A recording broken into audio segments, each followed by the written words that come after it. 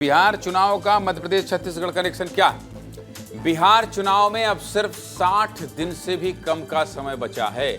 नवंबर में चुनाव हो सकते हैं, जिसके लिए दोनों गठबंधन यानी एनडीए और यूपीए, महागठबंधन और एनडीए सब अपनी अपनी तैयारियों में जुट गए हैं। प्रधानमंत्री नरेंद्र मोदी बार बार बिहार को बड़ी सौगातें दे रहे हैं, तो वहीं इंडिया गठबंधन वोट चोर गद्दी छोड़ के मुद्दे पर आगे बढ़ रहा है।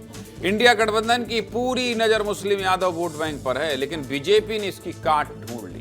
पूरी खबर क्या है, चलिए विस्तार से बताते। देखिए, 14 सितंबर को बिहार के पटना में यादव महासभा का एक बड़ा आयोजन हुआ। इस कार्यक्रम में मध्य प्रदेश के मुख्यमंत्री डॉक्टर मोहन यादव भी शामिल हुए। बिहार में कुछ ही दिन बाद विधानसभा के चुनाव होने हैं, जिसकी आपको घंटी बजती दिखाई दे रही होगी, जिसका असर भी दिखाई दे रहा है। टीवी से लेकर सोशल मीडिया तक शोर भी सुनाई दे रहा है। और मध्य प्रदेश के मुख्यमंत्री का बिहार जाना एक बड़ा दांव माना जा रहा है।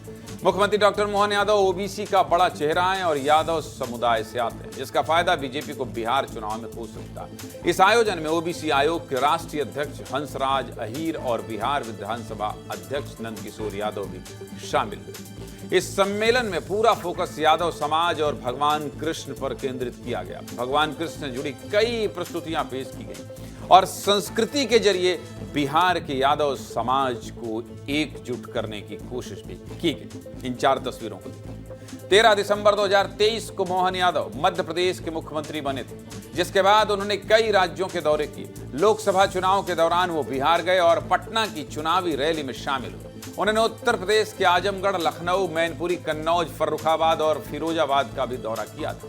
लोकसभा चुनाव के अलावा झारखंड और हरियाणा के विधानसभा चुनाव में भी डॉक्टर मोहन यादव ने कई रैलियां की थी।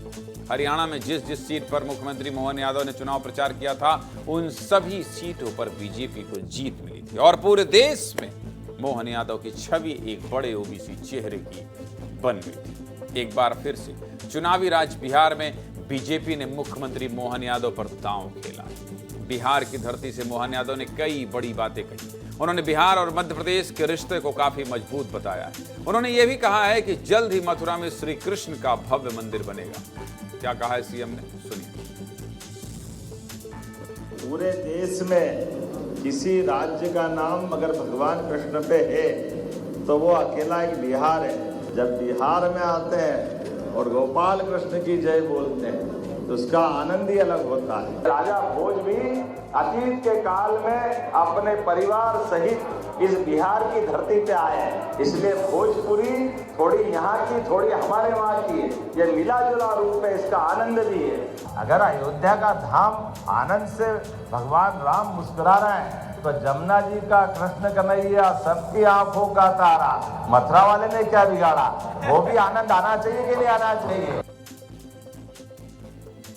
मुख्यमंत्री मोहन यादव के बिहार दौरे को बीजेपी नेता जीत की गारंटी बता रहे हैं। वहीं कांग्रेस का कहना है कि बिहार में बीजेपी की हालत इतनी खराब है कि उन्हें मध्य प्रदेश से नेता भेजने पड़ रहे हैं। सुनिए दोनों पार्टी के नेता क्या कह रहे हैं। जब इस देश में कहीं पर भी चुनाव जीतने के महायज्ञ होते हैं तो भारतीय जनता पार्टी मध्य प्रदेश के नेता सदैव उसमें अग्रणी भूमिका निभाते हुए अपनी आहुति डालते हैं। ऐसे में बिहार चुनाव में भी माननीय मुख्यमंत्री जी, माननीय प्रदेश अध्यक्ष जी समेत सभी हमारे आवश्यक अपेक्षित नेतागण वहाँ पर यथा संभव समय भी देंगे और पार्टी प्रचंड बहुमत से जीते इसके लिए प्रयासरत भी रहेंगे। बीजेपी के द्वारा मध्य प्रदेश के मुख्यमंत्री जी को भी यादव होने के लिए वहाँ भेजना, इसका मतलब उनकी हालत पतली है। मुझे नहीं लगता कि कोई मुख्यमंत्री जी के वहाँ जाने से कोई फर्क पड़ेगा, क्योंकि अब वहाँ चाहे मुख्यमंत्री जाएं चाहे प्रधानमंत्री जाएं, कोई फर्क पड़ने वाला नहीं। वहाँ पे गठबंधन की जीत होगी। मोहन यादव के अलावा छत्तीसगढ़ से मंत्री गजेंद्र यादव भी इस सम्मेलन में शामिल हुए। कुछ दिन पहले ही छत्तीसगढ़ में मंत्रिमंडल विस्तार हुआ था और बहुत लंबे इंतजार के बाद 3 मंत्री बनाए गए थे। इनमें से एक नाम गजेंद्र यादव का भी था, जिन्हें शिक्षा मंत्रालय मिला था। यानी मतलब साफ है कि मध्य प्रदेश और छत्तीसगढ़ दोनों ही राज्यों से बीजेपी बड़े यादव चेहरों को चुनावी मैदान में उतारने वाली। अब आपके मन में सवाल होगा, मध्य प्रदेश और छत्तीसगढ़ के नेताओं से बिहार में कैसे फायदा होगा? इनका समीकरण भी आपको बता देता हूं, जरा देखिए ध्यान से और सब कुछ समझिए। 2023 में आए जातिगत जनगणना के नतीजों के हिसाब से बिहार में सबसे ज्यादा आबादी यादव जाति की। बिहार में 14% यादव रहते हैं, जो कि लालू और तेजस्वी यादव की पार्टी आरजेडी का वोट बैंक। दूसरे नंबर पर ब्राह्मण है, जिनकी आबादी 3.66% है। वहीं तीसरे नंबर पर राजपूत है, जिसकी आबादी 3.45% है। लेकिन आप अंतर देखिए, कहां 14% और कहां 3%। राजपूत के बाद मुसहर, भूमिहार और कुर्मी हैं, जिनकी आबादी 3% या उससे कम है। बिहार की 50 से 60 सीटों पर यादव हार और जीत का अंतर तय करते हैं। वहीं धर्म के आधार पर आकलन किया जाए तो बिहार में 82% हिंदू और 17% मुसलमान रहते हैं। यादव और मुस्लिम वोट बैंक को मिला दिया जाए तो यह आंकड़ा 31% तक पहुंच जाता है। और इस मुस्लिम यादव समीकरण को साध कर ही आरजेडी और कांग्रेस सत्ता में वापसी करना चाहते हैं। सब समझ गए आप? देख रहे हैं आप कितनी आसानी से, जैसे स्कूल में समझाया जाता है कि मोहन यादव बिहार क्यों गए थे। तो ये तो था हमारा समीकरण, लेकिन वरिष्ठ पत्रकार मुख्यमंत्री के बिहार दौरे को लेकर क्या सोचते हैं, ये भी सुनिए। मध्य प्रदेश के मुख्यमंत्री मोहन यादव ओबीसी का एक बड़ा चेहरा है। जहां तक हम बिहार की बात करते हैं तो बिहार की राजनीति MY समीकरण पर टिकी हुई है। जो विपक्षी दल हैं कांग्रेस और आरजेडी, वो पूरी तरह यादव मुस्लिम पर टिके हुए हैं। ऐसी स्थिति में अगर आपको यादव वोट बैंक में सेंध लगानी है तो मोहन यादव से बड़ा चेहरा मध्य प्रदेश, क्या देश की राजनीति में वर्तमान दौर में बीजेपी के पास नहीं है। तो मुझे लगता है कि एक बेहतर काम जिस राज्य में आप कर रहे हैं, मध्य प्रदेश में काम कर रहे हैं, तो उसको प्रचारित करने का आपको माध्यम है।